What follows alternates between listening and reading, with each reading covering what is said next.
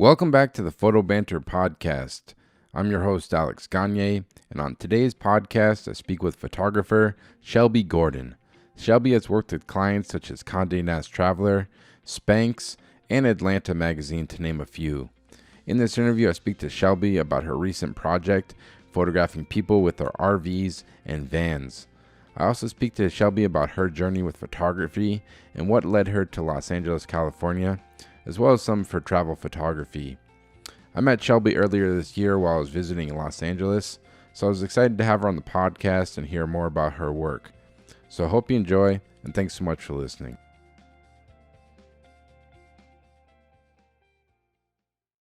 Well, Shelby Gordon, welcome to the podcast. Excited to have you on. You got a Thank lot of you.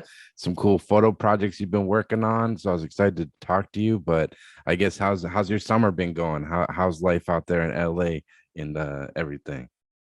It's good. It's beautiful. It's a dream in Santa Monica Yeah, every day to live here. So, that's cool. I know because when I met you a few months ago when I was out there visiting LA, you were talking about this cool project you've been working on and been posting on your Instagram too, kind of photographing people that live in vans, I think, right? I was just kind of curious how that kind of came about for you. yeah. I've had a dream for a long time to have some type of van or trailer or something to travel in. And I finally adopted a 1992 Class C RV All right. back in February or March, which inspired me to start this project, this photo series, which I've titled More Than. I've been talking to a lot of really interesting people, photographing them with their, and I'm keeping it kind of broad. So it's vans, RVs, buses, trailers. On the road. I mean, I've They're mobile. They're mobile. They're mobile, yeah. And some of these people live full time in them. Some of them travel. Some of them work out of these vehicles. So I sat down with each of them. I recorded a lot of them talking to me, and then I photographed them inside and outside of the vehicle and did some portraits. And that's a continuing series I'm working on. No, it's awesome. And like, how have you kind of been finding the people you've been photographing? Because it was an interesting mix of people you photographed so far. Like, how have you been kind of finding your subjects? Some of them I have been referred to by other people because I've been talking about saying, if you know anyone, some I've found on social media. Yep. Some I've literally just walked up to in parking lots. Yeah. Those have probably been the most interesting people I've Yeah. photographed. And some of them I'm meeting while I'm traveling in my own RV at campgrounds and RV sites and things like that. That's cool. So you've been able to take the RV you bought and you've been doing some road trips with it so far? I have, yeah. I spent the first couple months totally renovating the inside, which is my jam. I love doing stuff like that. And I'm still kind of working on her a little bit, but I've been taking her out on the weekends, and it's a great vessel for travel photography. No, that's awesome. Yeah, I've watched so many like van life YouTube videos. There's so many different people, and there's just so many different types of ways they do it. Like there's this one girl, I don't know her name, but she popped up. It's this young woman. She lives in LA and she has like a blue van, and she's huge on YouTube. She has like millions of subscribers, and it's just her living in a van with her snake or something. And it's just So wild. cool. Yeah, it's wild. And was kind of like with photographing this kind of strangers, people like you said, this kind of approaching them on the street. Is that something you've kind of always done with your work, and have you been comfortable just kind of approaching strangers on the street to photograph them? Oh yeah, I have no hesitance to just walk up to random people and be like, "Hey, can I photograph you?" And sometimes they say yes, and they get really excited about. Some people really love being photographed, and some Yeah. people are very adamantly no. Like, all Yeah. right, bye. Yeah, it's tough. And how do you kind of approach each of those shoots? Like, do you kind of go in with it with the plan with the ones that you do kind of set up beforehand, or like how do you approach these kind of portrait shoots, I guess? For this specific series, it's kind of changed from person to person. Some of the subjects I've planned location, time. I've spent a lot of time sitting down talking with them beforehand, and some of them, like the ones that I've approached in parking lots and by the beach, I just walked up, spoke with them for 5 or 10 minutes, photographed them for another 5 or 10 minutes, and Oh, so they're like pretty quick shoots. You're not spending a lot of time with these people. Each shoots is kind of 5-10 minutes, pretty much. That's what I've been trying to do, but a couple of them I've spent a few hours with these people. So it Yeah, I kind of think depends on each subject, I think. that's awesome. Like if the people give you the time, like that's always Yeah. the dream as a photographer. Cause like, I don't know, Right. it's hard to get sometimes, but like, that's great. People are down to hang out and like, you get good. You feel like you get better stuff the longer you spend with them and actually get to talk with them more. I think so. Yeah. But I also think that, some of these people that I'm approaching, I probably would have not found Yeah, uh, if I had done it the other way. So I'm kind of open to both situations for this series. that's cool. And it's still kind of an ongoing thing for you. You gotta want to keep Yeah. shooting it. Yeah, I think it'll become ongoing, especially as I start traveling out more. People I meet on my own exploration and travels. Yeah, it's cool because so far, pretty much most of the photos have kind of been shot in the Los Angeles area, right? Yeah, so far it's just been like Southern California. I photographed a person in Long Beach area, and then I photographed another person, or no, I photographed a family in Santa Clarita that were building out an Airstream trailer. So yeah, as of now, it's been Southern California, but I hope to kind of expand that reach at some point. Yeah, that would be cool because there's just so many different types of people, and it would probably just give your project a whole different look once it's like outside of California too, which would be pretty cool, I think. It's a huge community. Yeah. Yeah. Have you found is there like any similarities to the people of like what makes them want to live like the van life, quote unquote van life they call it? Is there any like similarities you see in the people you've met so far? Yeah, I think that most of these people are creative and or artists and kind of free thinkers, kind of go with the flow personality, obviously, Yeah. that just don't, as one of the guys I talked to, he said, we didn't want to live the prescribed lifestyle that everyone tends to live. And I think a lot of people who go there, especially when they live full time and travel full time, they all kind of have that mentality of like free thinker, and they just want to explore and meet people, and a lot of them are artists. Oh, So really? That's cool. yes, Do you think you'd want to live like full time, do the van life thing for full time, or what's your mindset on it? I would totally do it. I don't require much, and I love traveling, and Yeah. I love meeting people, and we'll see. No, that's exciting. And I guess to go back, like I was just kind of curious, like where you grew up and like how do you kind of first get into photography? Yeah, I grew up in East Tennessee, near the Smoky Mountains, and how did I get into photography? I've always been into art since I was like very, very little. I was very determined to be an artist. So everything in my life revolved around, all I wanted to do was make things and draw and paint and create all the time. And that's just not changed my entire life. I'm very stubbornly like, I am an artist. This is who I am. That's good. That's good. You gotta have Yeah, it. Yeah. exactly. Yes, I think so too. And I've practiced and studied a lot of probably every medium there is, and I love all mediums. And I went to college in Tennessee and got a degree in studio art and did a lot of drawing and painting and two-dimensional arts, some three-dimensional sculptural building. I love everything, but the passion really came probably, like most photographers say, like I was in the dark room for hours and hours in high school, and I decided, this is something I can make a career out of. This is the thing I tend to want to create, is working with light and photography and film and digital and people. I'm just like very interested in faces and hands and bodies and movement. So I dove into photography hard, and I still practice all different types of mediums. But photography is the one I followed for a career path. That's cool. Did you come from like a family of like artists? Were there other creative people in your family or anything like that? Or are you just kind of the I would creative? say everyone in my family is very creative. They didn't necessarily choose creative career paths, but my dad is an incredible artist, always has been. He's actually a cosmetic dentist, so he's kind of an artist in his own right, but he's an amazing painter and drawer. And my mom's actually a musician, Oh so wow. she's a different type of artist, super talented blues and jazz musician.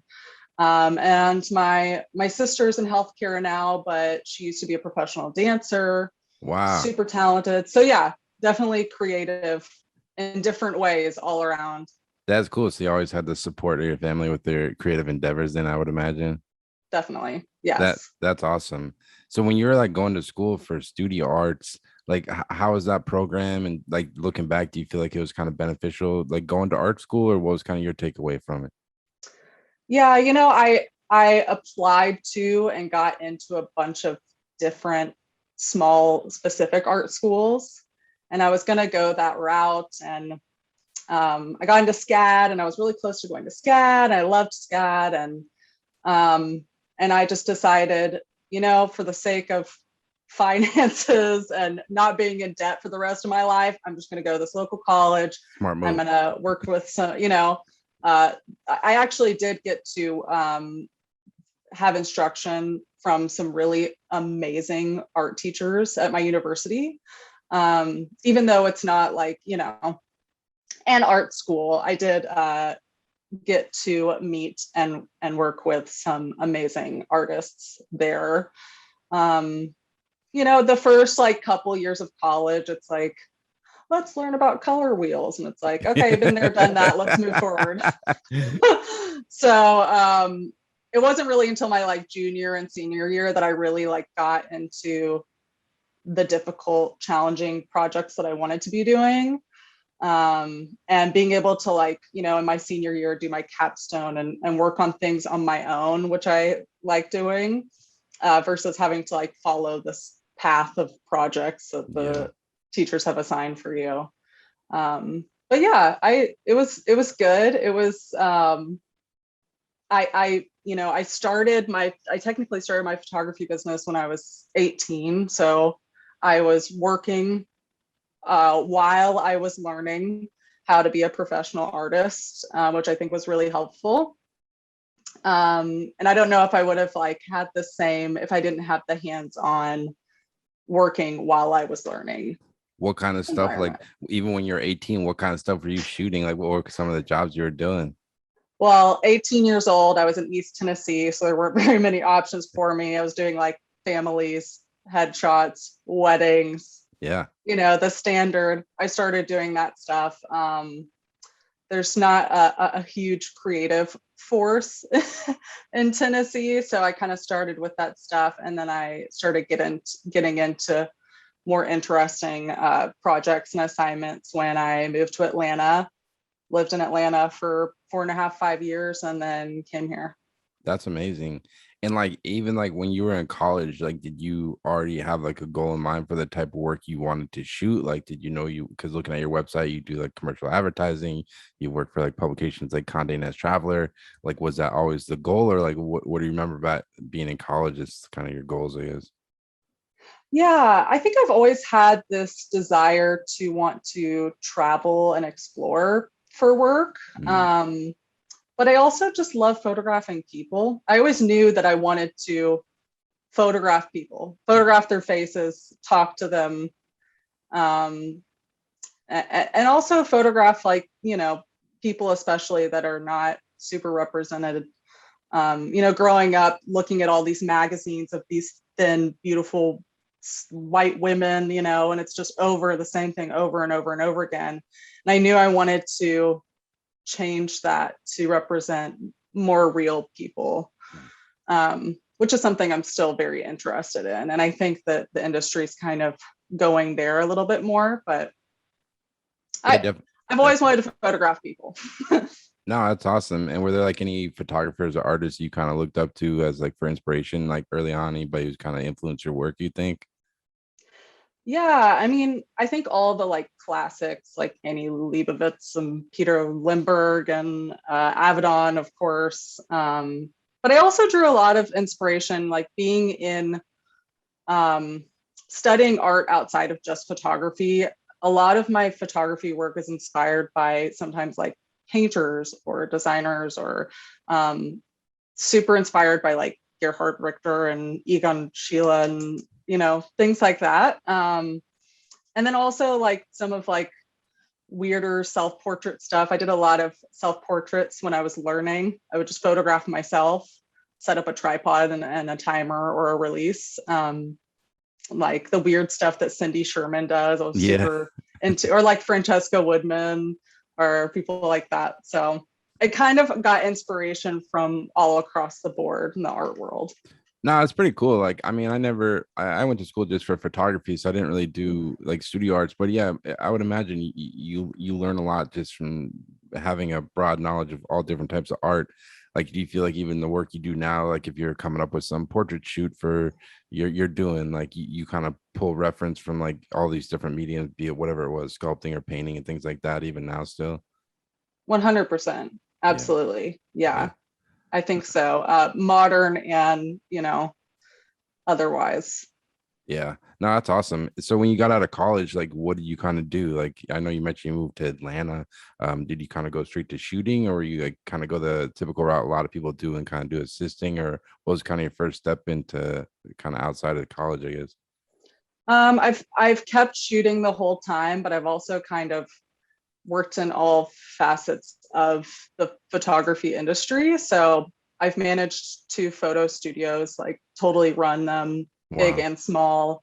I've assisted a little bit. I'm now producing a lot here, and I'm just shooting while I'm also doing all this other stuff too. So Mm.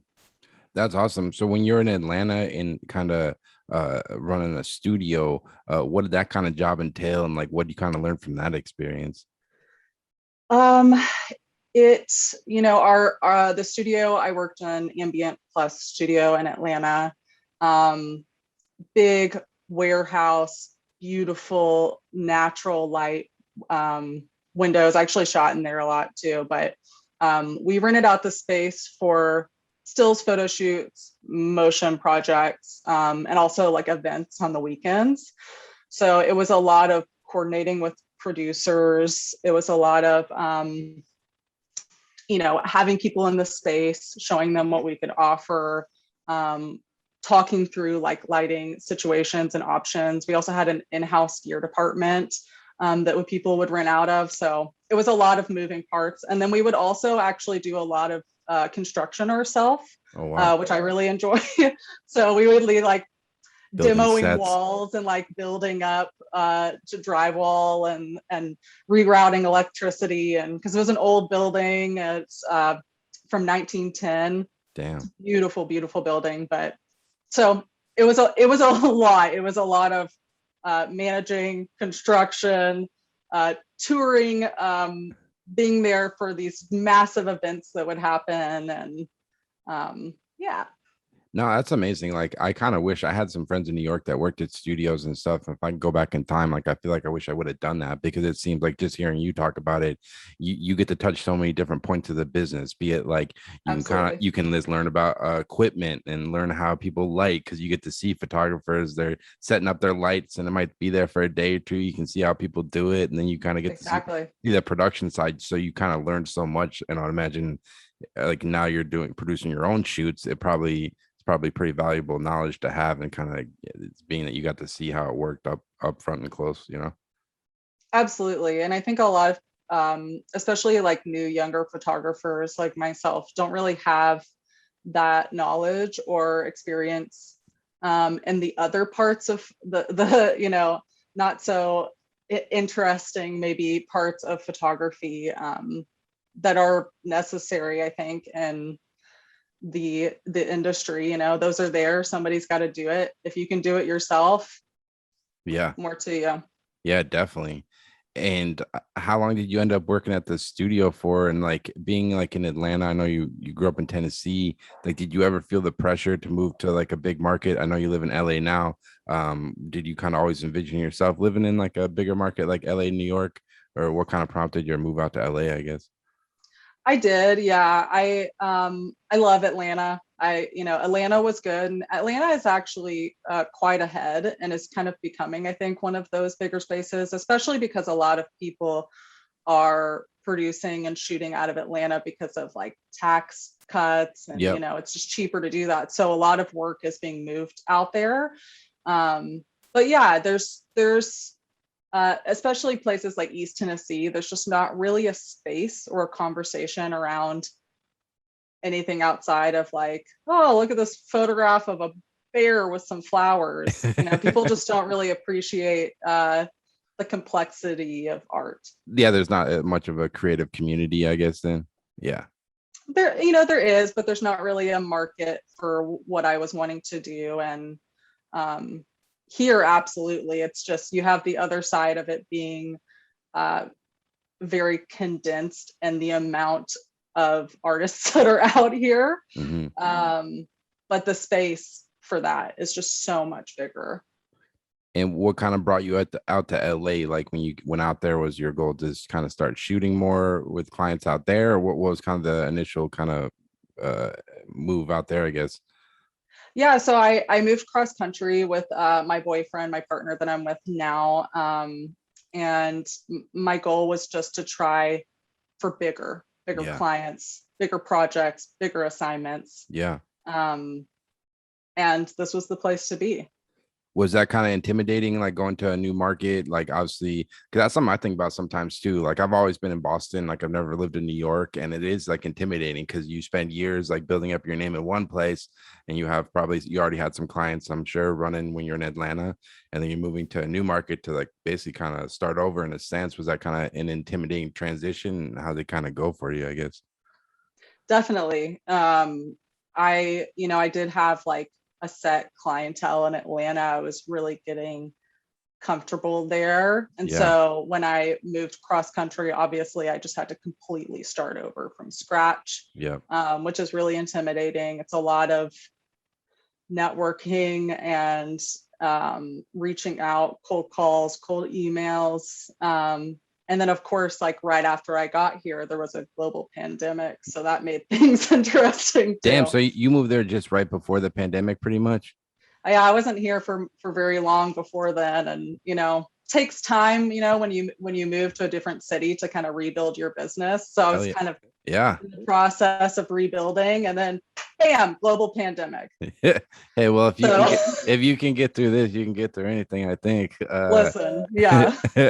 Yeah, it is tough. Like, I mean, networking and like marketing, like how have you kind of approached marketing with your photography over the years? What have you found that's kind of worked like for you? Like, is there any kind of things that you kind of stick with, or what's your kind of mindset and kind of trying to get your work out there? Honestly, the most work that I've gotten has been out of me just doing a bunch of personal projects, a bunch of tests with local models and or just interesting people that I come across.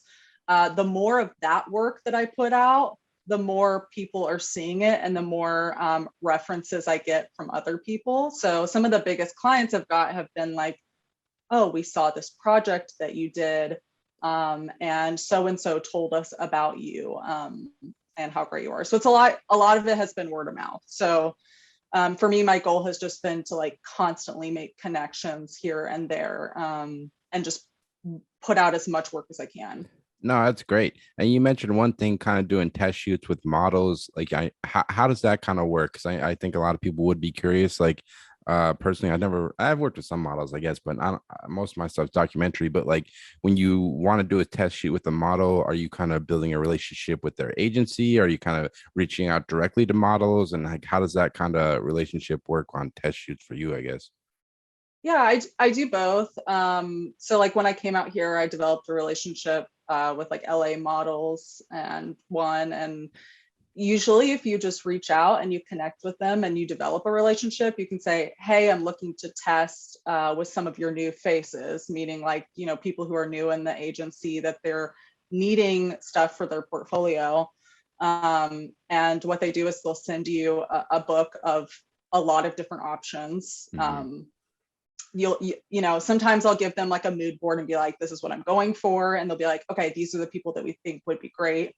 And then I just let them use the images in their portfolio. I get to use them in my portfolio, and it's just a win-win. And then sometimes I'll just reach out to people like on Instagram and be like, I love your look. I would love to work with you. And vice versa, models will reach out to me. Hey, I would love to work with you sometime. Great, let's set up a test shoot. And then I get the opportunity to kind of experiment and play with maybe some like lighting concepts I've been wanting to do. And then I also get this constant stream of building work. No, that's really awesome. And I'm sure like down the line, like now that you've already built these relationship with these modeling agencies, once you start shooting bigger and bigger jobs like commercially and you need to actually hire people, you already have that relationship built and you kind of can work with them on that. So it's kind of like it's kind of double, like it's great because you get something for your portfolio and you're building this relationship along the way. Totally. Yeah. Absolutely. And And it's not as intimidating as maybe it seems. You know, usually if you reach out to these agencies, they're happy to have you test with some other models. yeah. So I would encourage any, you know, young photographers wanting to like build up their portfolio. That is the best way to do it. Absolutely. Yeah, because those models and agencies, they want new work for their models' books to help promote to their clients and kind of build their Yep. thing. So it's everyone's just kind of in the same ecosystem trying to build. So yeah, might as well just knock on those doors and see what happens. Nothing. Yeah, and those same companies that are going to these agency websites to hire these models are also seeing all of your work on the agency website, and maybe they say, oh, we'd like to use this model, but also like, whose photography is this? Yeah, definitely. It's a promo piece for your own work. I didn't even think of that. That's really smart. And you know, I know when I went out to LA, I think you still work a little bit with Joe Pugliese, Joe Pug on Instagram. I was kind of curious how you kind of started working with him and like how that kind of came about for you. Yeah, so I've always kind of had a side, multiple jobs in the industry. Like I shoot, but I also always have something else going on. And so when I came out here and I was kind of like building my own work up, I just started cold emailing and cold calling photo studios, photographers, anybody in the industry. And one of the people I started a conversation with was Joe, Yep. who happened to be in process of looking for a studio manager and producer that week. So it happened quite spontaneously, or I guess serendipitously. And we connected and I started working for him, and we've been working together for about 2 years now, almost. That's awesome. What kind of stuff do you work with him on? Like what are your kind of responsibilities kind of day to day with working with his stuff, I guess? There's a lot of different responsibilities. I help him manage his business, and I also help produce a lot of his smaller shoots and assist production on some of the bigger shoots.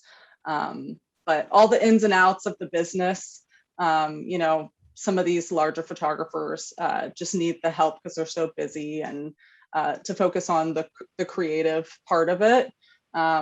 So management, production, assisting here and there. So No, that's awesome. And do you feel like kind of getting to work with a photographer who's already been at it for like decades at this point? Like, has it kind of been beneficial to how you kind of approach maybe kind of managing your own business at this point, or even like creatively, or is there anything you kind of learned just getting to work with him, I guess? definitely, absolutely. I'm really grateful to be able to even just like be on set with him sometimes, to see how he works, but also like being part of the in and out of every part of a photo shoot is really important, especially in the LA specific industry, because I think every city's art and photo industry is different. So being like hands-on in the middle of it is super beneficial.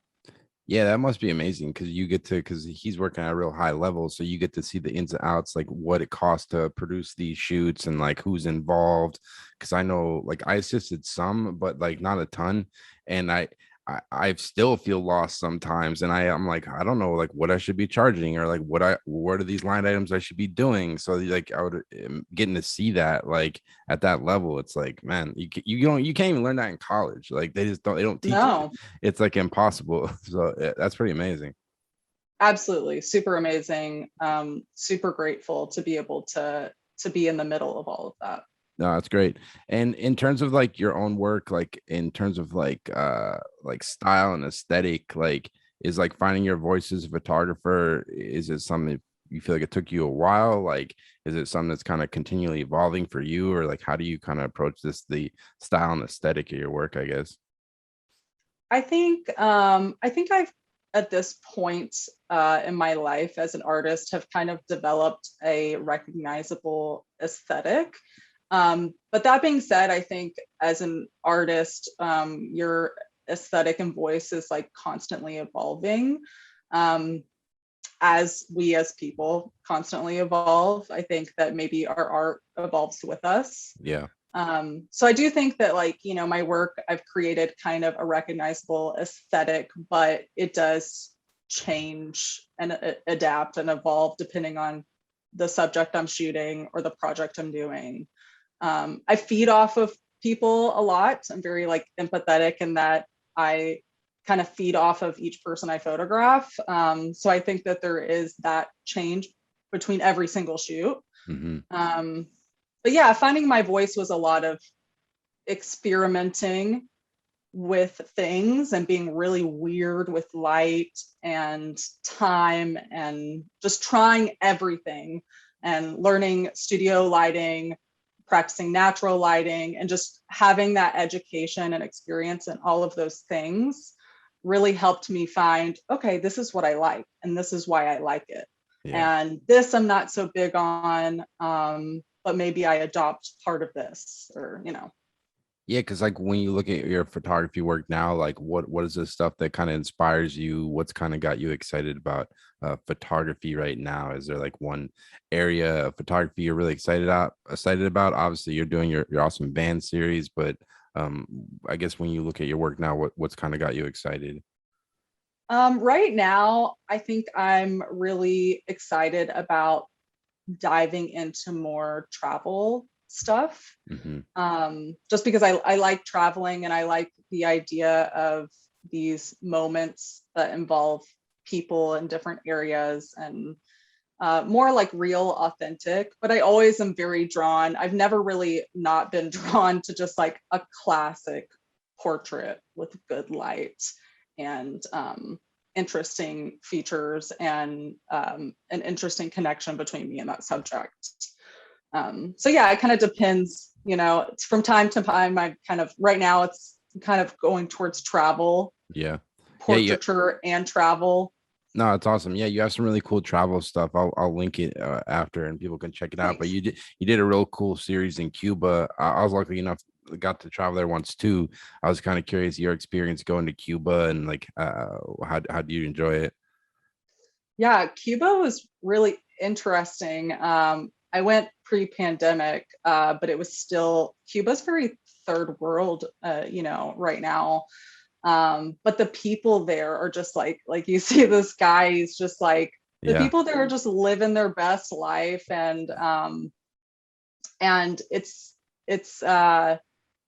it's a really aesthetically beautiful place. Hmm. Um, I want after leaving Cuba, I want to help them in some way. So Yep. I've been trying to think of some way, like especially during this pandemic, because they have trouble getting even like their primary needs met because there's so much regulation. Hmm. But Cuba is really surreal when you go there because it's stuck in the 50s. Hmm. It's all the cars, all the buildings have just been left as is. And it's really, I mean, it's very dreamlike walking through because it's just frozen. It's frozen in that time. So it Yeah. makes for really interesting photography. Oh, definitely. And when you went there, did Cats you everywhere. where did yeah, where did you just go to Havana, or did you get to travel around to some of the other cities within Cuba? I traveled outside, like into the country. I can't remember the name of the cities, What the but did you go to Vinales? Vinales, Yeah, yes. yeah, that place was cool. Yes, that's kind of where this was here. Stunning, beautiful. This was on a tobacco farm, um, which was really interesting. They showed us kind of how their process works. So of course I wanted to photograph every part of that. Yeah, and the craziest thing I didn't realize until I went there, but like all these guys bust their ass growing all this stuff, and then they have to give 90% of the crop to the government, so they're not even making like anything, Oh yeah, and they're working like whatever 16 hours a day pretty much, is nonstop. It was absolutely. pretty wild. But Everything is super regulated there. mm. And like with the travel stuff, like when you know you're taking a trip, be it whatever it is, Cuba, you have some really cool stuff with Italy on here. Do you kind of go in with like a plan at all of like what you want to capture, like places you want to go, or is it really just kind of wake up, kind of wander around and see what happens, or like how do you kind of approach this type of work? I'm a very go with the flow person, but there is a part of me that's a little type A. I Hmm. guess it's the producer in me. So that when I go on trips, I will literally create a Google Doc Yeah, that just has a list of all the options of things that I can do if I decide that I want to do them, yep. and how to get there and how much time it takes. And then from there, I just kind of let the city guide me. No, it's amazing. It's a real skill to do this type of work. Like I always say, like for me, like when I look at people that can just like go to New York City and just like walk the street and take good pictures, like that's like the hardest thing for me. Like it's such a skill just to be able to kind of walk around and capture these moments. Like I just feel lost. I just feel like overwhelmed because there's just so much Sure. stuff. I feel like I'm like, look at that, look at that, look at that. I'm like, don't know where to focus in, but like it's really cool to kind of see this type of work, you know? I feel like that too, actually. I have anxiety, and even walking through these big cities, I definitely get overwhelmed by all the stimulation. Hmm. So you really have to kind of slow yourself down and just give yourself time to look before Yeah, you even start taking photos. And I think something that really helps with that is maybe just having like a film camera, because yeah. you have 36 frames, you got to really think about what you're photographing. And Yeah. Well, is that what you're shooting when you're doing the travel stuff? This is mostly film stuff here. not this is digital, but sometimes I do bring my film. So I actually have been to Burning Man a couple times, and I Wow, how is always that? it's like a photographer's dream, Yeah. just the wildness of the people and the costumes they're in. And so my main priority there is to take photos. Damn. But going along with like the whole idea of Burning Man and stuff, I will only bring film cameras. And I actually have like it's like a case for insulin that keeps the insulin cool, and I put all my film in there. Hey, it You're works. in the desert, it's Yeah, hot. yeah. And I will just walk around and just approach people. Hey, can I photograph you? Yeah. And I'll send you that series. I've done a couple series of just Yeah, that'd be rad. portraits of people at Burning Man. It's just Yeah, because like people wild. wear like crazy costumes and stuff, and it's like, how long does that go on for? It's like a week long thing, or is it just like a weekend? Yeah, it's like 8 or 9 days. Yeah. And it's just this temporary city that's built up, and they create all this beautiful art, and then they burn it down at the end. And it's pretty amazing. For as an artist and a photographer, it's a dream to just walk around and photograph all of this stuff. Are they doing it this year, or with COVID, or no? No, I don't think they're doing it. It's because it's usually like, I want to say like 60,000 people. So Yeah. I think they're doing like a virtual thing, but I don't know how that works. Yeah, that would be different. uh what where's next? Like obviously you love travelers or anything like bucket list stuff. Like where's the next place you want to go, you think? Ooh, bucket list, I really want to go to Japan. Yeah, that's right there. I think it's gonna be a while to take and travel there, but yeah, I you know, I yeah. know. I was gonna go last year, and then COVID hit, and I was like, well, Yeah. that's not happening. I really want to go back to South America. I've been to like Peru. I Oh, really yeah, want to go to like, you went to Machu Picchu, right? I did. That's Wow. actually what this print is from. That's awesome. Yeah, it's beautiful. Oh my gosh. And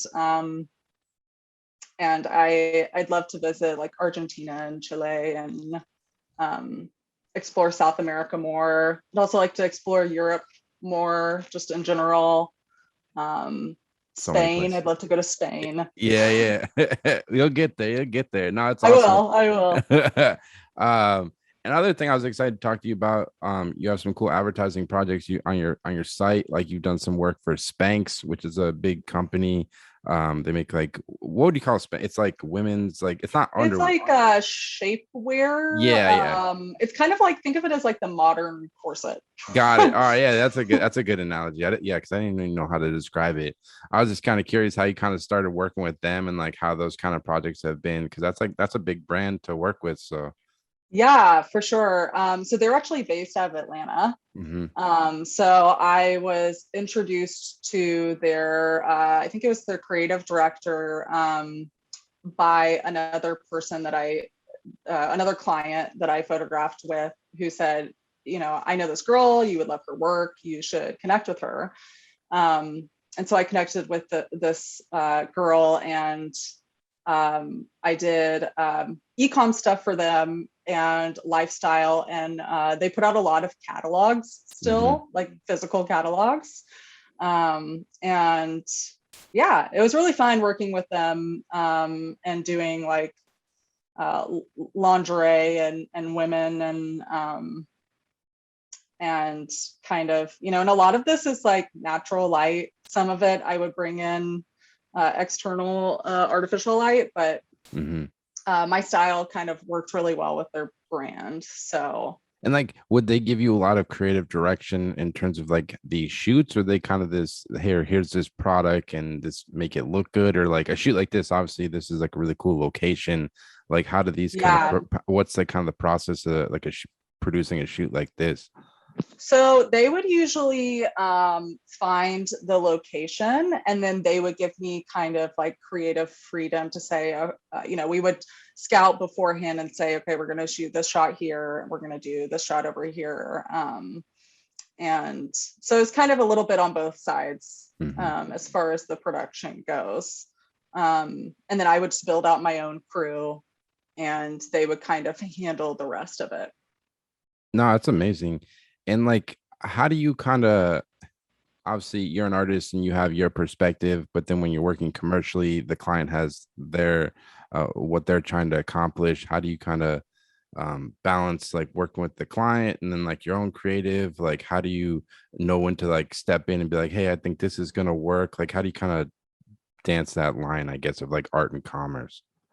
Sure. They were, I think with stuff like this, that's advertising a product, Hmm. the priority for them is to make sure the product is laying in a certain way. Yep. So there'd be a lot of adjustments and back and forth with like adjusting the actual product, but they were pretty trustworthy as far as like my direction with the models and my choice of how I was going to light it. And I would have a digitech, so they would be seeing all the images coming in, and they'd say, "Oh, we like this," or "Let's try something different." But they were pretty trusting in my setups and my direction. That's cool. Do you normally shoot tethered on most of your shoots? 'Cause I know you mentioned you were working with the digital tech, or like how do you like tethering? Or because it's some actually I've Yeah, making an effort. I'll just say this myself. Like I never did a lot just because of the type of work I do, but now I've been actually making myself do it because I know I need if you want to start shooting bigger stuff, like yeah. you have to do it. But like, how do you approach it? I guess. It depends if there's a client looking over my shoulder. Mm-hmm. If it's a smaller thing and it's a small crew and I'm just kind of shooting natural light or something, I won't tether, and Yeah. usually there's just a trust there. But if it's like something commercial or there's like a large crew and the client's looking over my shoulder, I always have Yeah. Yeah. at least like a laptop with a tech that the images are being tethered into. Yeah. And it's like managing a crew, and like when you're working on these bigger shoots where there's a digital tech and there's a assistants and the clients there. Is that something you've always been comfortable kind of managing that ship, or is it something you feel like it kind of took you a while to get get better at? Because it is like going from like the shooting your personal work or travel stuff to where there's like 10 people looking at you. Did it kind of take you a while to get used to that? Yeah, Yeah. it's definitely nerve-wracking when there's like a ton of people, especially like on the client side, staring at your work while you're making it. Yeah. But I feel comfortable with like leadership and directing people. So it's always kind of difficult if you have like a crew member that's like trying to do their own thing. But Okay. usually it's like, directing people and saying, I'm going to have you do this here, this here. It's a lot of like upfront communication, I think, that helps it go smoothly. But yeah, I feel comfortable with that. It's more of like an entire client team looking over my shoulder is something I've had to get used to, Yeah, because that's nerve wracking. it's that's like the real skill as a photographer, is being able to like manage and talk to all these different people. And when there's like a shot list that's like 2 pages long, and you're like, you got to think about the creative side, but then you also got to look at the clock and be like, hey, we got to do this. And it's like it's a real skill. It's something I'm trying to get better at. But yeah, it's It's huge. Yeah, it's a huge part of it. And yeah, being able to just like connect personality wise with the client too, I think is a huge part of it that people don't talk about. yeah, definitely. Another cool thing on your site, you did had some motion work. I believe the project was called like Body Language Project, and it was a cool series of like I can pull it up. How did that kind of come about for you, and like what's kind of your process with motion work, I guess? So this series, Body Language, I started with one of my friends, Meg Smith, who is a poet. And we started the series with just a stills shoot with, it was a lot of actors and dancers. Mm-hmm. And I would create still images based off of Meg's poetry, or vice versa. Sometimes I would create images and then she would write an excerpt based off of the image. And it was a lot about body language. So this was a extension of the series, where I just filmed. This is a classical ballet dancer that I knew in Atlanta. And this is honestly me just playing and experimenting with motion, Yep. and making it part of a still series, like an evolution of a still series. No, it came out great. And then like as you Thanks. know, like so many more clients, they want like motion thing. Like I just had it last week where I had an assignment. It was just a normal portrait shoot. And then last minute they're like, yeah, can you do a video portrait too? And I was like, first time I had a client ask me to do that. And I was like, oh shit, yeah, Yeah. I can do it. But it was just Yeah. like, yeah, it's cool that you're actually just playing around with this, and this like having it's just another tool in your toolbox to offer to your clients, I guess. Absolutely. Yeah. I would love to do more motion work. I mean, it's just still photography with a time element. Yeah, right. And music and sound. Sound's the one. Sound for me is the hardest one. It's just such a nightmare to Yes. me. Like, especially you're like shooting on location, like, and you're trying to record sound, and there's like, it's a real skill. But yeah, it's great. You're just playing around with it and just kind of this building. I like it. You're a hustler, Shelby. You're out here. Thank you. I'm This. trying. I know. It's what you got to do. Just keep brick by brick. That's what I say. Yes, But anyway, absolutely. I guess like what's next for you? Obviously, you're working on the project with all the van life people, but what's next for you? Any kind of goals for your photography moving forward? Goals is just to develop more relationships with like larger clients Yeah. here, and start doing more like advertising, and travel work with those clients. So right What's now do you it's a got lot like of do you got connecting. you got like a dream client? Like when you look at one, like let's just throw it out there and eat there. Like dream client, who you want to work with? Ooh, Yeah. oh my gosh, there's so many. I when I was a teenager, my dream client would have been like Free People or Urban Outfitters, Urban Outfitter. but now I think that's, I would still love to work with them. I think it's changing more towards working with more companies like Conde Nast Traveler, and I would love to work for like Billboard. Yeah. I would love to do some like beautiful editorial portraits for Billboard or Wired or some of these editorial magazines that have kind of more interesting dynamic with light and graphic design. Yeah. I would love to be part of that. Hell yeah, it's coming. This one, actually, before I go, I love this portrait you did Thanks. with, I don't know, what was the backstory behind this portrait? Because for me, like you said, Billboard, I could see this, like this looks like a Billboard shot, like, Yeah, totally. I can see it too. This is actually one of my friends who's an actress here in LA, named Morgan Dixon. Wow. And this is one of the shoots where I'm experimenting with light, and I'm just no boundaries, just doing everything that I'm just experimenting. And yeah, and there's no pressure because it's not a client shoot, so you can actually have the freedom to try new things, and if something works out, then you'd be like, all right, I know how to do this on if I get an assignment and it works.